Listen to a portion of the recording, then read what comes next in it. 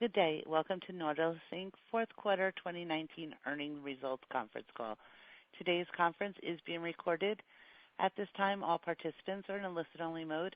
A question-and-answer session will follow the formal presentation. If anyone should require operator assistance during the conference, please press star 0 on your telephone keypad. At this time, I would like to turn the conference over to Mr. John Mills of ICR. Please go ahead, sir. Thank you. Good afternoon, everyone. Welcome to Nautilus's fourth quarter 2019 conference call. Participants on the call from Nautilus are Jim Barr, Chief Executive Officer, Ina Konold, Chief Financial Officer, Dave Locksmith, Senior Director of Finance, and Bill McMahon, Special Assistant to the CEO. Our earnings release was issued today at 4:05 p.m. Eastern and may be downloaded from our website at nautilusinc.com on the Investor Relations page. The earnings release includes a reconciliation of the non-GAAP financial measures mentioned in today's call to the most directly comparable GAAP measures. Remarks on today's conference call will include forward-looking statements within the meaning of the securities laws. These include statements concerning financial projections, operating trends, anticipated growth and profitability, anticipated timing and market acceptance of new product introductions, planned investments in strategic and operational initiatives, and the anticipated or targeted results of such initiatives, expected growth of our user base, consumer and retail demand for our products, the impact of new product introductions, marketing campaigns, and international health crisis and economic conditions on our future financial results, planned capital expenditures and anticipated results of new product business development initiatives, and strategic partnerships. Forward-looking statements are subject to a number of risks and uncertainties, and actual results may differ materially from these statements. Additional factors that could cause Nautilus's actual results to differ materially from these forward-looking statements include weaker than anticipated demand for new or existing products, our ability to timely acquire inventory that meets our quality control standards from sole source foreign manufacturers at acceptable cost, experiencing delays and or greater than anticipated cost in connection with launches of new products, entry into new markets or strategic initiatives, including recurring revenue offerings, our ability to hire and retain key management personnel, changes in consumer fitness trends, and our ability to anticipate and satisfy consumer preferences in a timely manner, changes in the media consumption habits of our target consumers, or the effectiveness of our media advertising, a decline in consumer spending due to unfavorable economic conditions, and softness in the retail marketplace. For more information about these risks and uncertainties, please refer to today's earnings announcement and our most recent annual report on Form 10-K as supplemented by our quarterly reports on Form 10-Q. Nautilus undertakes no obligation to update or otherwise publicly release any revision to forward-looking statements to reflect new information, events, or circumstances after they were made, or to reflect the occurrence of unanticipated events. All information and comments regarding our operating results pertain to our continuing operations unless otherwise noted. And with that, it is my pleasure to turn the call over to Nautilus' CEO, Mr. Jim Barr. Thank you, John. Good afternoon, everyone, and thank you for joining today's call. In the fourth quarter, we achieved sequential improvements in important areas, which we believe are reflective of disciplined execution and the initial strategic initiatives we began to implement during the second half of 2019.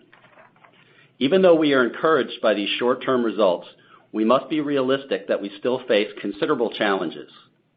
We are fighting to reverse a multi-year revenue and profitability decline that culminated with losing more than 20% of our revenue base in 2019, driven largely by the decline in the Max line. We missed early connected fitness trends and, despite recent acceleration, are continuing to catch up.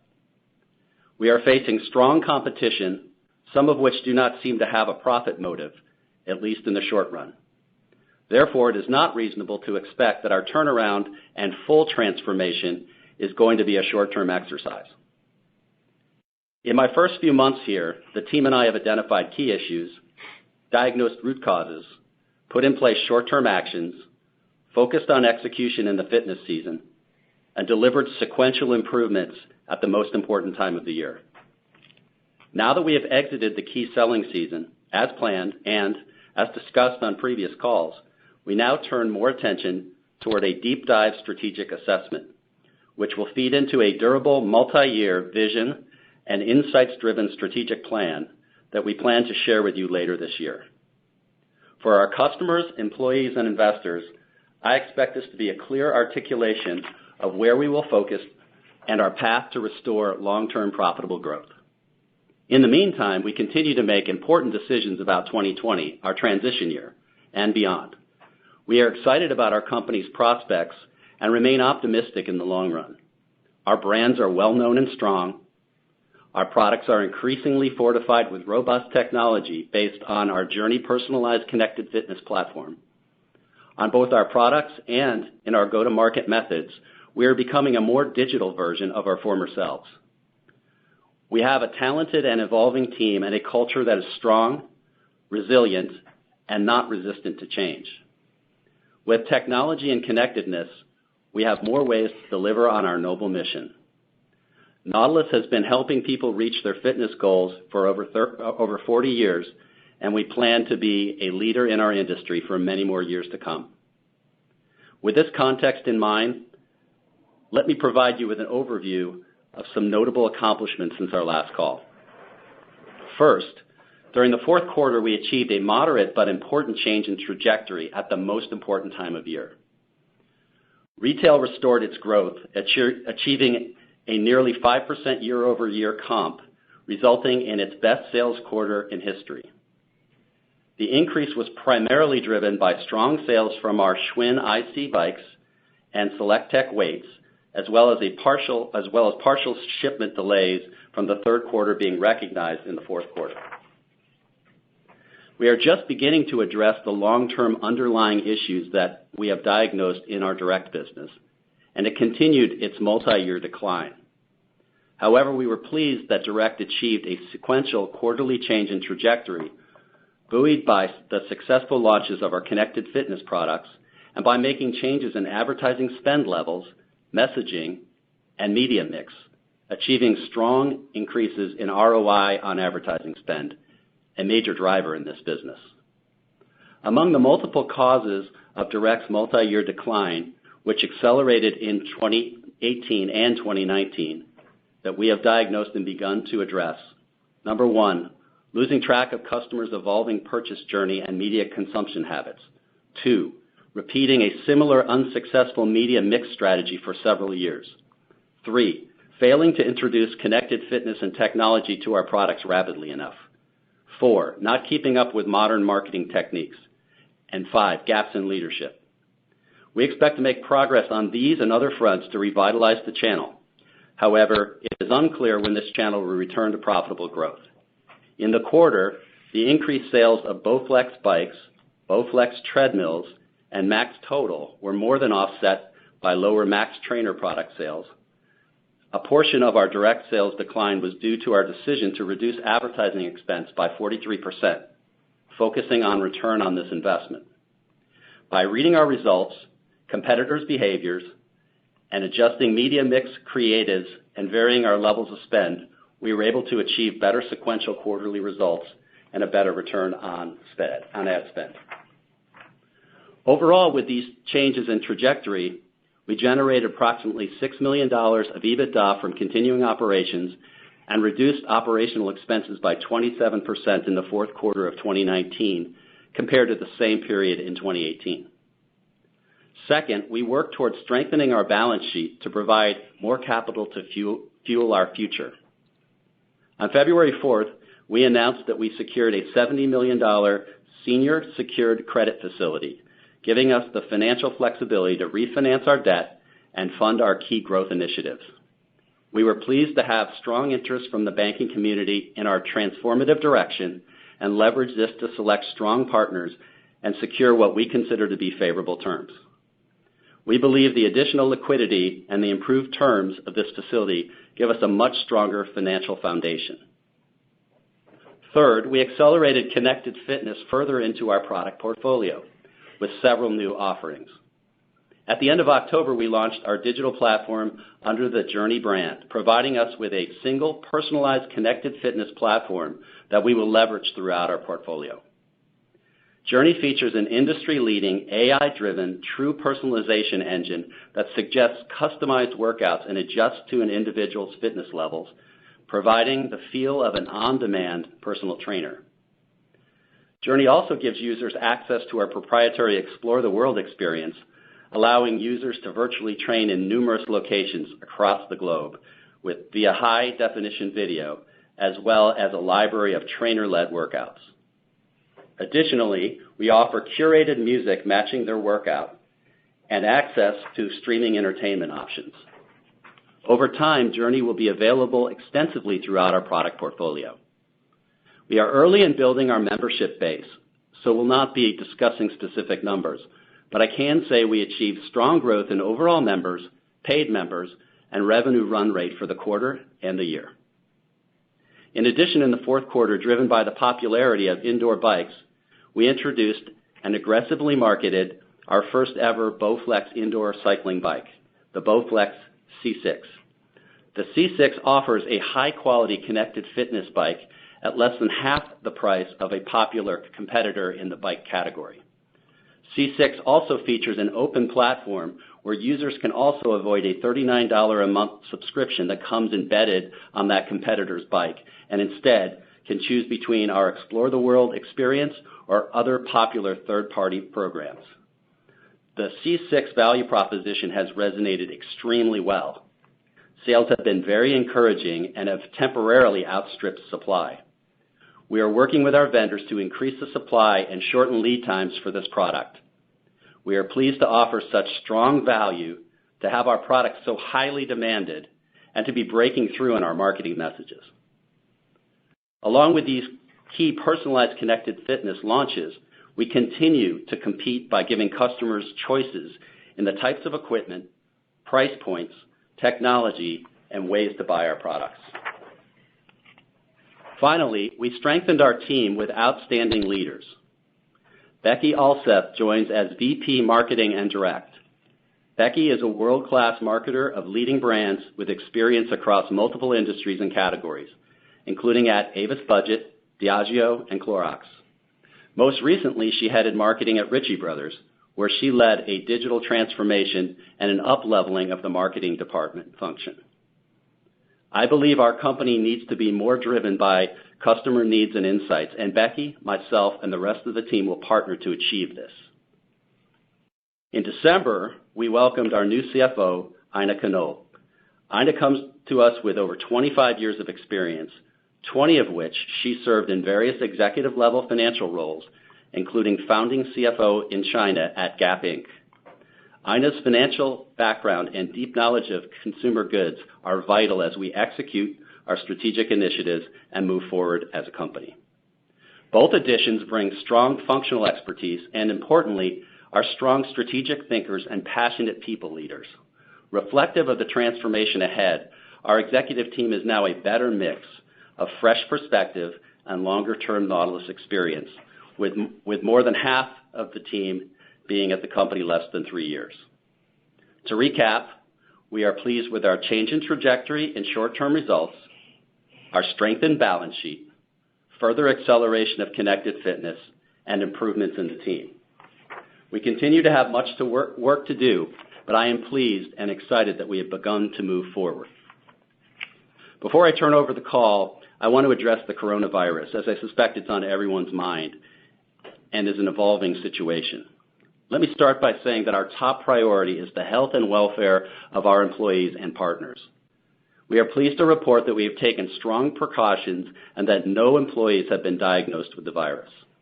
As you know, many of our products are manufactured at factories in China, so there will be some impact on the supply side of our business. We are working with our partners to understand working conditions and impacts to production and delays at ports. All factories delayed post-Chinese New Year opening 2 weeks due to the virus, but our most important factories are now open and producing product. However, the infrastructure in China has not rebounded as quickly as our factories and has not returned to full capacity. There are issues with ground transportation, and shipping has not returned to normal yet. Shipping of some of our more popular products have experienced delays. It is likely some sales of these products expected in Q1 may slip to Q2. Our supply chain has been working hard over the past month on contingency plans in the event that we experience future additional delays. That being said, it's too early to fully understand the ongoing impacts to our business. Our first quarter guidance is based on our best current assessment at the moment. We are continuing to monitor this rapidly evolving situation.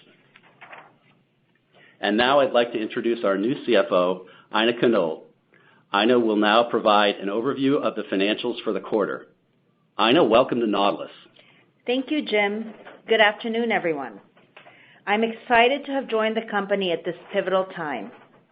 I've admired Nautilus and its portfolio of brands for a long time, and having spent the majority of my career in the retail industry, I understand the importance of strong brands and a loyal customer base, which are two key strengths of the company.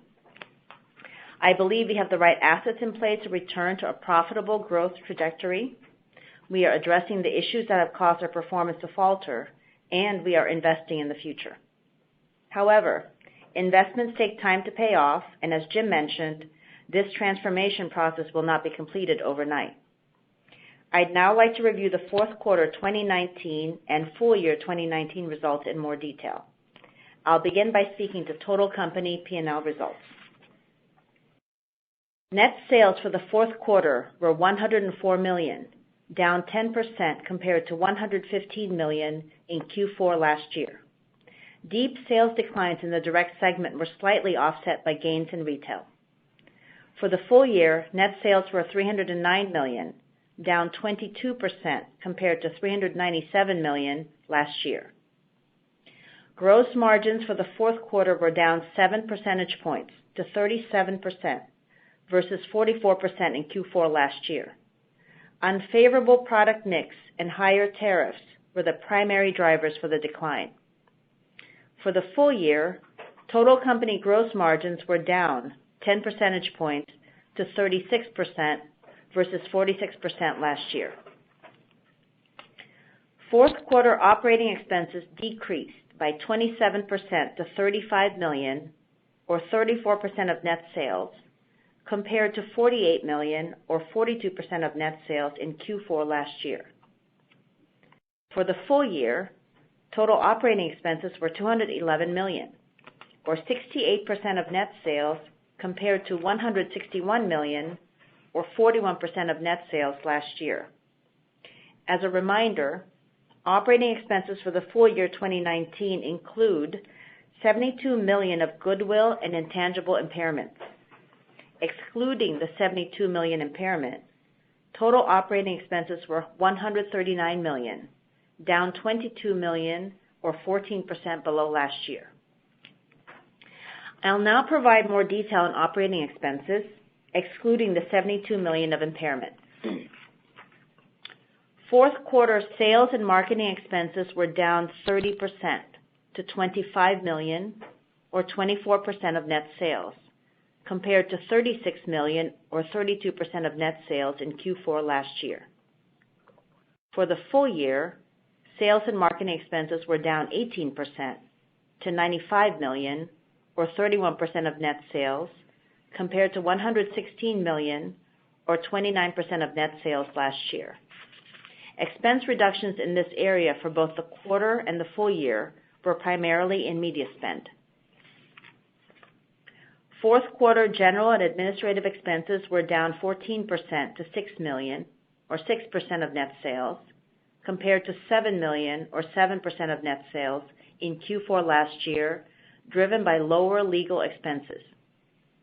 For the full year, general administrative expenses were up 7% to $30 million, or 10% of net sales, compared to $28 million, or 7% of net sales last year, driven by higher legal settlements.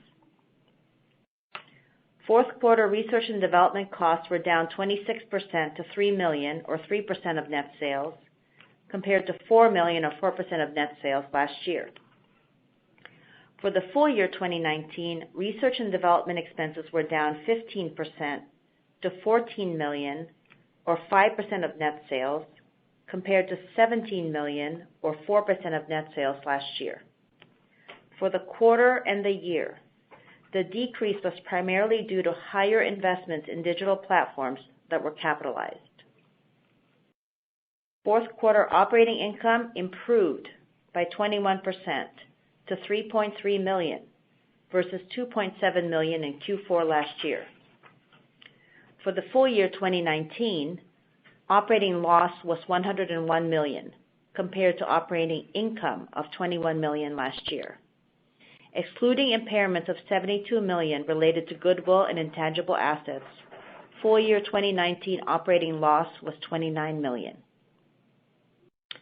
Fourth quarter income from continuing operations increased to $3.7 million, or 12 cents per diluted share, compared to $1.5 million, or 5 cents per diluted share for the same period last year. For the full year 2019, loss from continuing operations totaled $92 million, or minus $3.11 per diluted share, compared to income of $15 million, or 50 cents per diluted share last year. Fourth quarter EBITDA from continuing operations was $6 million, compared to $5 million for Q4 last year. For the full year, EBITDA loss from continuing operations was $90 million versus income of $30 million last year. The effective tax rate for the fourth quarter of 2019 was minus 26%, compared to 46% in Q4 last year, primarily due to a true-up of an income tax benefit in Q3 2019. I'd now like to discuss segment results, and we'll start with fourth quarter 2019 performance of our direct segment. Net sales in direct were $36 million, down 28% versus $50 million in Q4 last year. The decrease was primarily due to lower Max Trainer product sales, partially offset by increased sales in Bowflex bikes, Bowflex treadmills, and Max Total. Gross margins declined to 50% versus 59% in Q4 last year, driven by unfavorable product mix and higher tariffs. Operating loss for direct was $5 million compared to a loss of $4 million in Q4 last year. The increased loss was driven by lower sales and margins, partially offset by reductions in sales and marketing expenses. We optimized our fitness season advertising spend and focused on higher returning media, which resulted in a 43% reduction in advertising expense compared to the prior year quarter. Turning now to the retail segment's Q4 2019 results. Net sales in our retail segment were up 5% to $68 million versus $64 million in Q4 last year. Higher sales were driven primarily by SelectTech weights and Schwinn IC bikes, as well as third quarter 2019 shipment delays that were recognized in the fourth quarter of 2019. Gross margins declined to 29% versus 32% in Q4 last year, driven by unfavorable product mix and higher tariffs. Operating income for the retail segment grew 8% to $12 million, compared to $11 million in Q4 last year. Lower gross margin dollars were more than offset by reductions in operating expenses. Turning now to the consolidated balance sheet as of December 31, 2019. We ended 2019 with cash at $11 million and debt at $14 million. This compares to $64 million in cash and marketable securities and debt of $32 million at year-end 2018. Inventory was down 20% to $55 million, compared to $69 million as of December 31, 2018. We worked hard to reduce our inventory levels and align them more closely to our sales trends. Working capital totaled $41 million versus $77 million at year-end 2018. Trade payables were $74 million compared to $87 million at year-end 2018. Capital expenditures were $9 million for the year ended December 31, 2019, in line with the company's guidance range of $8 million to $10 million. And as Jim mentioned, we recently secured a new $70 million senior secured credit facility, which gives us increased liquidity and greater financial flexibility. We're beginning 2020 with a stronger balance sheet and additional runway as we work to stabilize our business and invest in our long-term growth strategies. Now I'd like to turn the call back over to Jim for his final comments. Jim? Thank you, Ina. Ina's absolutely right. Nautilus is a company built on strong brands, and these brands will be one of our primary assets to leverage as we transition the business forward and unlock value for our shareholders. We do not plan to provide quarterly or fiscal year guidance on an ongoing basis. However, due to the early stages of our business transformation and the timing of this call relative to the end of the quarter, we are providing the following Q1 commentary. We expect an EBITDA loss in the range of $4 million to $1 million. Additionally, we are providing capital expenditure guidance of between $8 million and $10 million for the year. For those investors that are new to our company, welcome, and it's important to understand the seasonal nature of our business and our industry. The fourth quarter is normally the strong quarter of the year, and the second quarter is seasonally the softest quarter, as people are spending more time outside instead of exercising indoors. The first and third quarters will fluctuate as the next strongest quarter, depending on new product introductions. We exited 2019 with a quarter of solid EBITDA from continuing operations, positive cash flow, a strengthened balance sheet, and reduced operating expenses. We expect our momentum to continue throughout 2020, but I want to remind everyone that this is a transformation our company is undertaking. Long-term recovery and growth opportunities will be optimized over sequential incremental improvements. Thus, we may not see linear progression each and every quarter. We have a lot of work to do. However, we have an improving and more competitive portfolio of leading products, very strong brands, a strengthened financial profile, and a good team. I'm more confident than ever as we transition to our long-term strategic direction setting that we have what it takes to return Nautilus to a position of leadership in the fitness industry. And now I'd like to open up the call to your questions. Operator? Thank you. At this time, we will be conducting a question-and-answer session. If you would like to ask a question, please press star 1 on your telephone keypad. A confirmation tone will indicate your line is in the question queue. You may press star 2 if you would like to remove your question from the queue. And for participants using speaker equipment, it may be necessary to pick up your handset before pressing the star keys. Our first question is from Steve Dwyer with Craig-Hallum Capital Group. Please proceed. Thank you. Good afternoon. Appreciated the color on the virus, et cetera, and I just want to make sure that I sort of heard everything correctly. It sounds like your manufacturing facilities are operational, but there's sort of delays around other pieces of the supply chain, transportation and such. Is that fair? And then secondly, is it possible, I guess, at this point to quantify impact? Hi, Steve. It's Bill. You have it down. Think of it as a progressive set of hurdles. So the delayed return, obviously it takes some time to get the labor forces back in place. We're fortunate to have some strong factory partnerships, and our factories are operational at this time, but also internal country transportation and the ports themselves might take a little bit of time to really get back to 100% operation. And so that makes it really hard for us to make a firm call on what the end of the quarter looks like 5 weeks away. We do know that we'll be able to produce the product that we want to make our numbers, but what we're still working on is making sure we can get the transportation at the right time and right place for that product. And we've made the best effort we can, as I mentioned in my remarks, to quantify that in our guidance.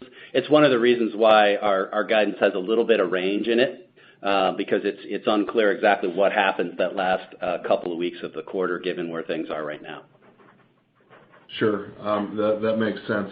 On your new bikes, both the C6 and the IC, I heard a lot of conversation and a lot of talk about the IC, but just wondering sort of what you can say about its cousin, I guess. I know you raised price on the C6 recently. Any real differentiation as to how either one of those is being received? Well, as we said in some of our comments, and I'll just expound upon it a little bit, the demand on both those bikes has been way more than what we thought. I think that's part of it is a couple of very, very strong products. Having a bike under the Bowflex brand is great.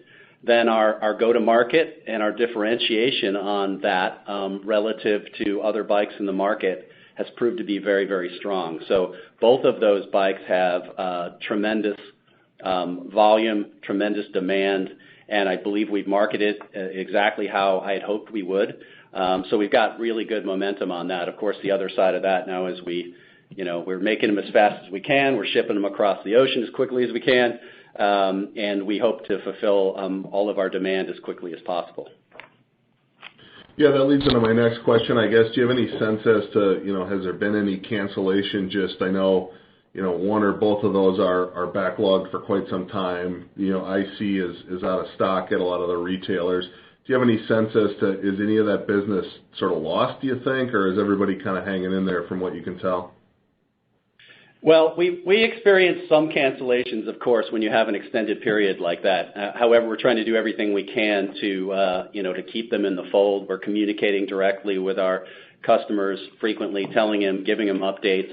We were talking last week about just really being specific about the virus and the impact that's had. And our customers do appreciate that we're doing things right for our employees and we're getting things back as quickly as we can. So there's probably inevitably going to be a little bit of cancellation, but given how strong the product sales have been, for everyone canceled, we hope to find a new buyer for that. We hope to mitigate as much of that. So, in our minds, we're seeing this, almost completely as a timing difference, and slipping maybe from one quarter to the other. But we don't see ourselves selling fewer bikes in any significant way. Okay, got it. Last one, and then I'll jump back in the queue. You cut expenses pretty significantly, primarily sales and marketing, on more of a sort of an ROI, I guess, basis in terms of evaluating and thinking about things. Is this sort of a more normalized level that we should kind of think about going forward, whether it's as maybe a percentage of sales or something? Just how do we sort of think about that spend going forward? It's obviously the big swing factor in your model. Yeah, we can't really provide meaningful forward-looking guidance on what to expect and spend. But I just will tell you, and I'll reiterate what we were saying, is that I think in prior periods we would keep spending or doubling down on a bad hand. Now we have a team that reads the results real time.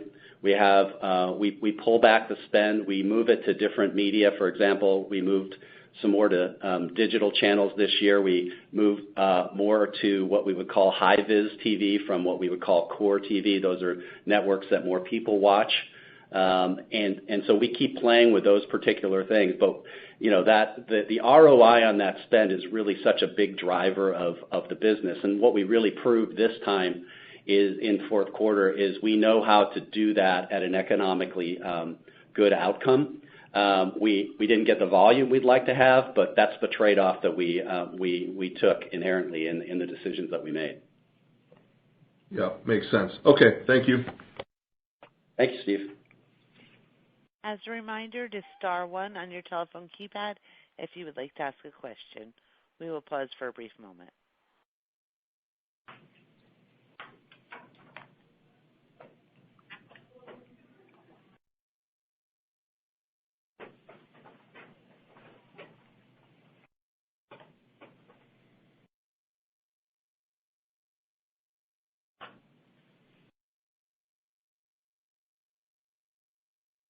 And we do have a follow-up question from Steve.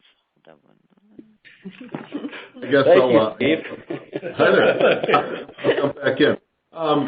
How do you feel about sort of inventory mix exiting the quarter, maybe your new hotter selling products versus some legacy stuff? Do you have sort of too much or too little of any of the categories? No, we feel pretty good about our inventory situation, Steve. It's a good question, especially given what happened last year where we exited 2018 with a lot of inventory, and actually inventory that hadn't sold through in our retail channel as well, and that hurt us in the fourth quarter.